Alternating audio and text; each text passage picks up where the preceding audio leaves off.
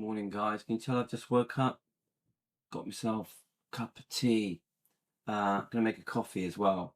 Kids are gonna be down in about 10 minutes, so I thought I'd just do a quickie concerning Ginger Alden. Obviously, we know Ginger Alden has been talking to me recently, which I'm extremely proud and honoured that she has.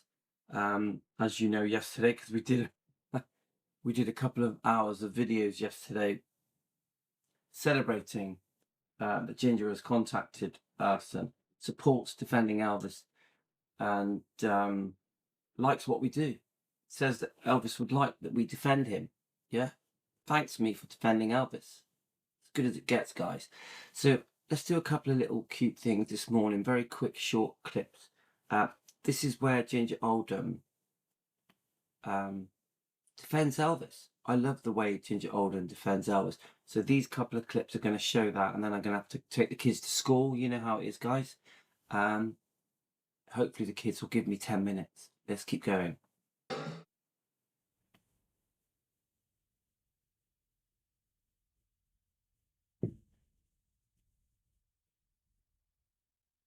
Okay, here goes, guys.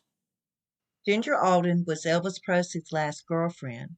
They met in 1976 at Graceland, and then the relationship just took off. They started dating and were together until August 16th of 1977. Now, the Ginger Alden topic is massive. I always get a massive reaction with Ginger Alden, good and bad. I adore her. I think she's amazing. You can't get away from the fact Elvis got engaged to Ginger Alden. Elvis planned marriage with Ginger Alden. You'll never get away from that. Also, just the fact she was with Elvis the last night of his life. She was there. She was there. These factors alone tell me that they had a genuine relationship, a genuine love. Even Billy Smith, who I know doesn't always speak well of Ginger, even said, "I know Elvis loved Ginger." He says it himself from his own voice. The day that Elvis Presley passed away. Ginger Alden is now 66 years old. She was born in Memphis, Tennessee on November 13th of 1956. Ginger Alden is upset with one of Elvis Presley's stepbrothers, David Stanley. I'm not surprised, guys. Obviously, as a defender of Elvis, I have strong views about David Stanley. I'm very upset with him. I don't like the way he gets hero worshipped at Westgate, the International. Don't like it. I don't think it's right. He is on and off trashed Elvis for decades. I don't hate him. I'm upset with him. I think he's took advantage of Elvis in a horrible way. The way that he used to say that Elvis planned his own suicide through taking pills is just disgusting. And to be honest with you, I'm not happy about how Ricky and Dave were when they were around Elvis in the last few months of his life. I'm worried about it. I'm concerned about it. I've got strong views about it. I'm not going to discuss them now in this video, but Elvis deserved better. The way that these boys, Ricky and Dave and Dee, spoke about Elvis after he passed was disgusting. Disgusting. It's a shame. It's a complete shame. Elvis would be disgusted by the way these boys and Dee, their mother, spoke about poor Elvis, who couldn't defend himself, who couldn't challenge them. This thing about Elvis committing suicide was ridiculous. Absolutely ridiculous. And he said it in front of Lisa Marie. Unbelievable. David Stanley alleged in his new documentary, Elvis's Women, saying Elvis premeditated taking the medications that killed him: love, hurt, pain, and exposure. He just couldn't take it anymore. Unbelievable. Unbelievable. Basically saying Elvis committed suicide. How dare he? How dare he? Ginger Alden is coming back hard at David Stanley. This is what I like about Ginger. She stands up to all these people that have trashed Elvis, whether it's the Smiths or the Stanleys or Priscilla. She will stand up for Elvis. She's got Elvis's back. She said that is pure garbage. Elvis's stepbrothers have changed stories and even fabricated some tales that I know to be false over the years. One of the three brothers later created a complete garbage story about suicide years back. and it looks like he's resurfaced with it again. She said, I'm ready to put these rumors to rest once and for all. I mean, he did. He said it many times, more than once. Just go on YouTube. You'll find the old news clips, all for money. It's all about attention. No care, absolutely no care for Elvis. How would it make him feel that David, his stepbrother, remember Elvis was so good to the Stanleys, so good to them. He took them in when they were more or less homeless. He gave them everything they could dream of. But this is how they thank him. It's disgusting. Elvis did not commit suicide. Now, David Stanley has changed his story once again. He went on Instagram and said, to all the Elvis fans and associates that follow me here on Facebook and beyond, I am sorry for the comments I made in a documentary about Elvis that was filmed last year. There is no excuse for my comments, and I can fully understand why you would be angered. You got to remember that he had to do this.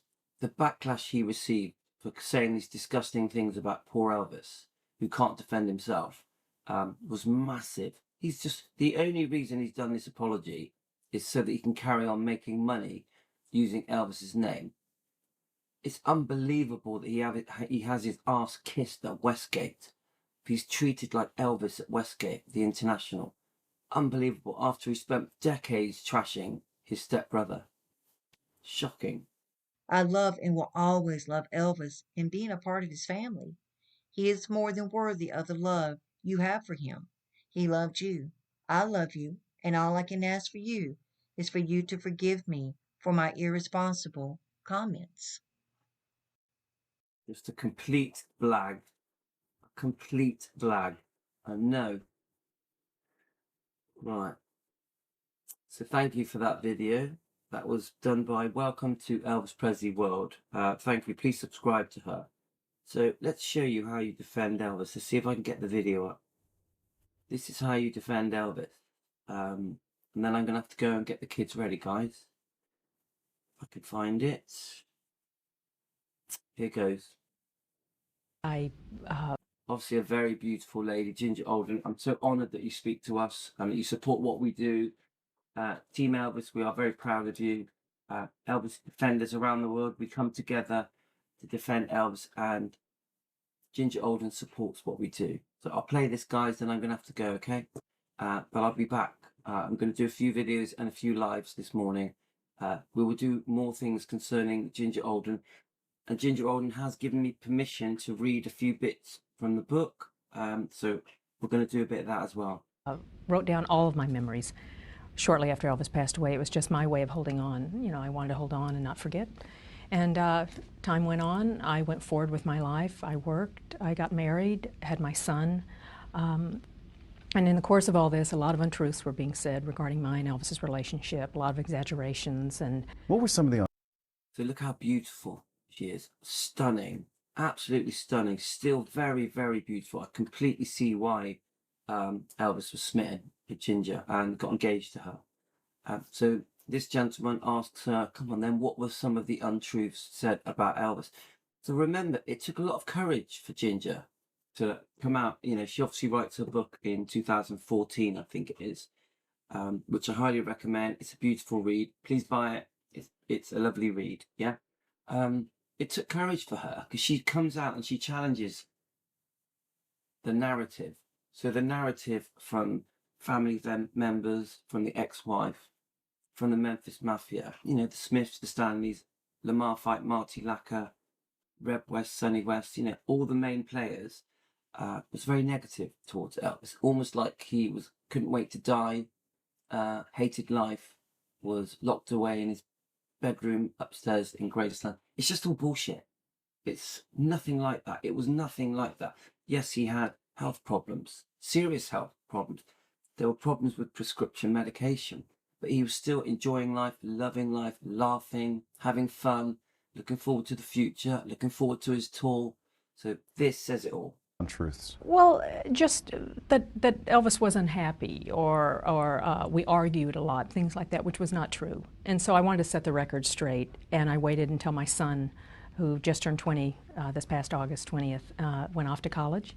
And I sat down, and it took me about 2 years, and I put together all of my memoirs. And finally, I have my book. There's a perception, and it is a great book, guys. that has lingered for many years, that when, just before Elvis died, that he was unhappy, that he was this big guy who was just not the old Elvis that we all knew, that he had maybe even lost his will to live. Right up until the Now, of course, he had put on a bit of weight, yeah. If you properly analyse the pictures of Elvis months leading up to his death, he's not as big as you think, guys. Have a second look. Have a proper look at him. You can see that, yes, his tummy's grown and his face is puffy. But look at his arms, his legs, his shoulders, his back. He's not fat at all. day he died. I mean, there are just things that I've seen in books, and I said this wasn't what I witnessed. This wasn't the person I loved. This wasn't how he was those last, 9 months, and I was with him 98% of the time. He had asked me to move into Graceland, but I never did, and he said, I respect you for that. I just didn't at the time. It wasn't my way. I also think, with the whole moving into Graceland's bit, I think her bedroom she shared with her sister. I think she was very, very close to her sister. So if that's correct, I understand how, she's very, very close to her sister. So leaving home wasn't as straightforward as you think. You've also got to remember she was 20, yeah? So it wasn't always the norm that a girlfriend would very, very quickly move in with a boyfriend, yeah? A very dignified lady.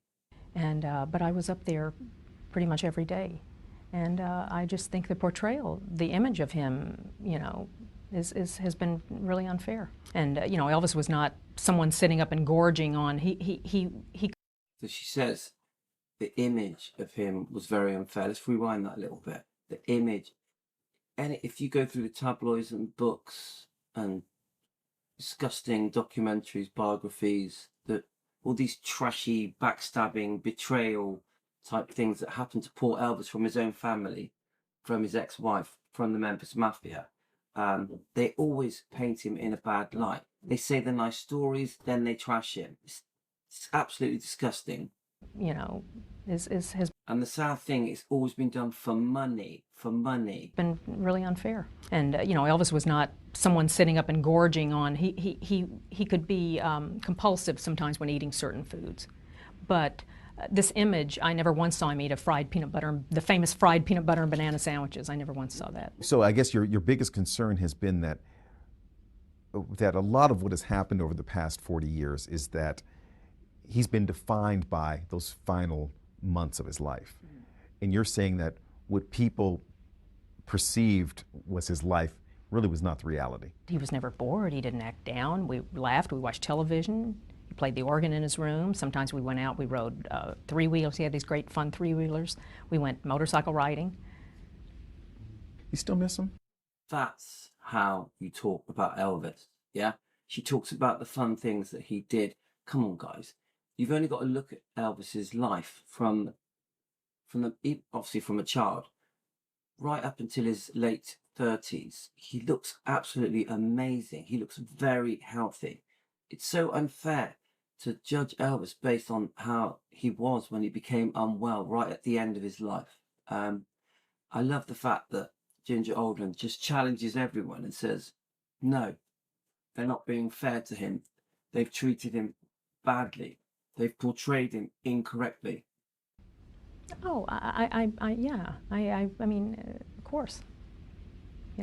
I miss that we didn't get to see where he was going to go and hear more of his music, and he had a lot left to do. Brilliant, brilliant. I love that, and this is why I love Ginger Alden. He had a lot left to do. I wonder if I can squeeze in a little 2-minute clip of Ginger. Let's have a look, guys.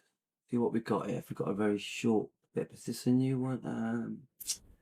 I'm worried about the kids coming down. Let's see what's here. It's just I just love watching Ginger Alden. She's so beautiful and stunning. I love her tone in her voice. She has a very distinctive voice. Beautiful, beautiful. but I can only play something that's very short. Let's have a look at this. Last month marked 37 years since the death of Elvis Presley at Graceland, his iconic home in Memphis, and many of his fans still wonder what exactly happened in his final hours. Now answers are being revealed in the new memoir, Elvis and Ginger, Elvis Presley's fiancée and last love, finally tells her story. Ginger Alden was 20 years old when she met. Wow, look how beautiful she is. She takes your breath away. And fell in love with Elvis in 1976, and she's with us now. Ginger, good morning. It's good to see you. Good morning, Willie. Thank you. The first thing people asked me when I said I was going to talk to you today is, why now? Why is she telling the story 37 years later? What's the answer? Well, when my son was 7 years old, he jumped off the school bus, and he had worn a pair of large, oversized sunglasses that day to school. And the kids on the school bus were calling him Elvis. And so he jumped off the school bus, ran up to me, and said that. And I had written down my memories shortly after Elvis passed away as a way to just hold on. And I went forward with my life. I worked, I got married, had my son, raised him. He's 20 years old, just turned 20. Went off to college 2 years ago, and the time was right because there were an awful lot of speculations and exaggerations and untruths regarding our relationship. And I wanted to get the truth out. And I wanted to get the truth out. I love that. so when he went off to college, I devoted my time to him, and I went to work, and it took me a couple of years. And Take me back, Ginger, to 1976. You are 20 years old. You meet Elvis by a chance meeting at Graceland. What was it like at that point to step into the orbit of the most famous man on the planet? he was a magical, magical person. I mean, Magical person. he had this ability to draw you into his world, whether it be through his spiritual studies or his music. He just definitely had a gift, and such a charismatic person. When he entered a room, you just felt this energy. It's interesting, you met him late in his life. Mm-hmm. A lot of the impression that the public, I think, have of late Elvis is that he was unhappy, that he was overweight. That's not the impression you give in this book. No. Who is So here goes. Let's watch Ginger Alden defend Elvis. I mean, honestly, guys, she deserves a round of applause. She defends him. The people closest to him trash him. Friends, family, ex-wife, cousins, stepbrothers, they trash him in books, biographies, documentaries. Listen to Ginger Alden. She has always been true to Elvis. the Elvis you knew in those last days and months? Willie, I mean, Elvis was looking forward to so many things. He wanted to do more films, more music, wanted to get... Now, don't forget, I want to just throw in here that Donna Presley is another one that defends Elvis. She truly does defend Elvis. Donna Presley, Elvis's first cousin. Married, wanted to have children. And I wrote in my book about how he would oversalt his food, and at times he would appear more puffy or bloated, if you want to call it that, on camera. But he was never fat. I used to get aggravated when people would say he was fat. You know, Go and watch the old footage closely, because initially you think, oh, he looks like he's put on loads of weight. Of course, his face is puffy. There's side effects of the medication. But have a good look at the footage. Look at his arms, his legs, his back. And he's not fat. He's just slightly tubby on his tummy. But don't forget, he was in his 40s. Yeah, pretty normal to have a bit of a tummy in your 40s. So I love the fact that she challenges what people say. Even Donna Presley, Elvis's first cousin, said to me, she doesn't understand why his close family and friends and the Memphis Mafia trashed him the way they did, because he was so good to them. It doesn't make sense to her. She would never trash her first cousin. She wouldn't even dream of it. Donna Presley also supports what we do. She's thanked me personally for defending Elvis and Team Elvis. You know, she 100% is behind defending Elvis, our movement. Donna Presley and Ginger Alden fully support what we do. thought he was a handsome man, just he wasn't 20 anymore. And some people, that was hard to, you know, to maybe see. Or I was blinded from the moment I sat down by a couple of things you brought with you. What are we looking at here? This was my beautiful engagement ring that Elvis gave to me on January 26th. Wow, look at that. Look at that. Wow. Amazing. 1977. Wow. I had been Let me just get that date again. I missed that date, she said. ring that Elvis gave to me on January 26th, 1977. Wow. I had been sitting. January 26, 1977. In his daughter's room with him. He got up, went into his bedroom, made a few phone calls, came back, and I was like, what's going on? And took me by the hand, went into his bathroom, which was his sanctuary, seated me in a chair, and said many beautiful words to me and asked me to marry him. Absolutely gorgeous. And then the necklace, is that the TCB necklace? This is a TLC. Oh, the TLC necklace, yes. Beautiful. Imagine being proposed to by Elvis. Yes, Loving of care. course, of course. And you were part of his inner circle when he gave you Wow, look at that. You were part of his inner circle if he gave you it. this, and it's some of the most dear pieces I have. You mentioned the bathroom, and unfortunately that's become an infamous place because of what happened on August the 16th. I want to keep this video quite positive, so I'm going to end it there. Guys, thank you so much for joining me this morning. Welcome to Defending Elvis, our YouTube channel where we defend Elvis, guys. We defend Elvis. Our channel is that simple. Every day we come together, me, Team Elvis, Elvis fans around the world, and we defend Elvis and Lisa and the bloodline. Nothing more complex than that. So thank you for watching our channel, and we're going to do it 7 days a week, guys. Every day we are going to come together as a large family, a growing family, and we're going to defend Elvis because he deserves it. Elvis deserves better. And if there's people out there that are trashing Elvis, including friends, family, ex-wife, etc., we are going to challenge them and expose them. If there's wrongdoing to Elvis, we will be straight there to stick up for our man Elvis. Elvis deserves better. Thanks, guys. Love you all. You're the best. Good morning to you. I'm going to go make a nice butter coffee now. Take care, guys.